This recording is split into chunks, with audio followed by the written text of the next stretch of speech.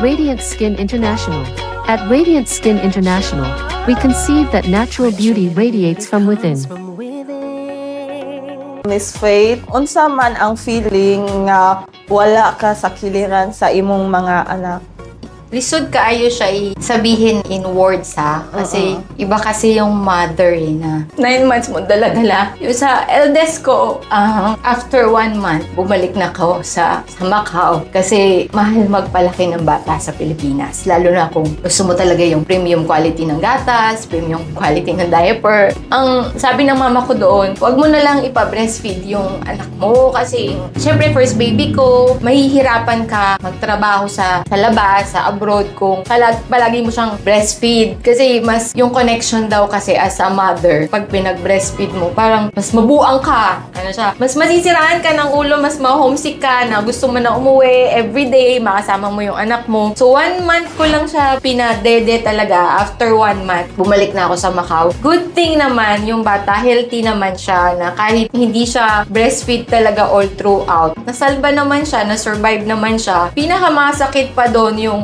first step niya, yung maglalakad na yung bata, tapos hindi mo na, na-witness na, ay, ganun pala yung feeling. Ay, pupunta sa doktor, hindi ka kasama na kailangan kasi ng, di ba, immunization sa doktor, wala ka. Tapos yung nag-kinder siya, graduate siya, wala ka din. Kasi hindi ka naman pwedeng, huy boss, mag-absent ako ha, kailangan ko umuwi ng Pilipinas. Although malapit lang yung Macau sa Pilipinas, hindi kasi pwedeng basta-basta ka lang magpa-file ng leave na, huy boss, kailangan ko mag-absent for 5 days kasi yung anak ko, may pala siya, may school dance contest siya for 5 days. Yung ganun na, ang kapal naman ng mukha mo na kaya ka nga nagtatrabaho para sa anak mo, tapos ngayon absent ka, di ba? Ayoko ng ganun na maapektuhan yung trabaho ko dahil sa pagiging mother ko. Yung pangatlo na pinakamasakit, yung closeness nyo as a mom, hindi kasi siya ganun ka-intact pagka magkasama kayo. Although may Facebook na, may Skype, may Yahoo Messenger, iba pa rin yung physical ba? Yung nayayakap mo yung anak mo, yung pagka may experience siya sa school, masasabi niya sa'yo na, Mom,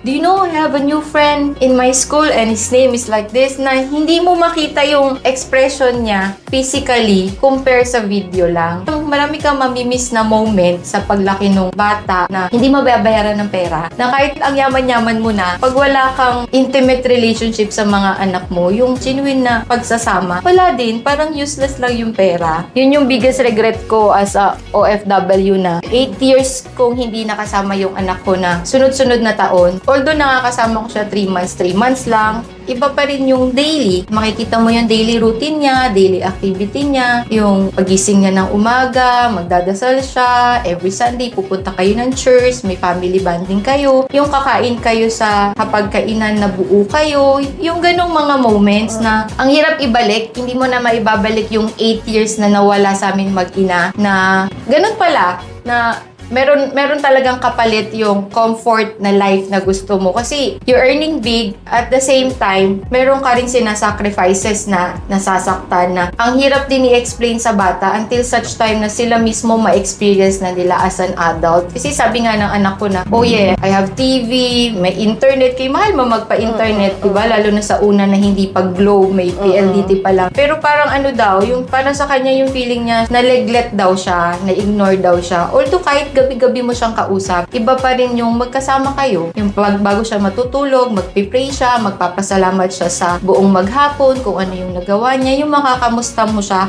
Kahit kasama niya yung mama ko, kahit kasama niya yung mga kapatid ko, iba pa rin yung parents, mother-daughter relationship. Ganon, yun yung pinaka-biggest regret ko na meron akong ipon, may bahay ako, may sasakyan ako, pero wala akong close relationship sa anak ko.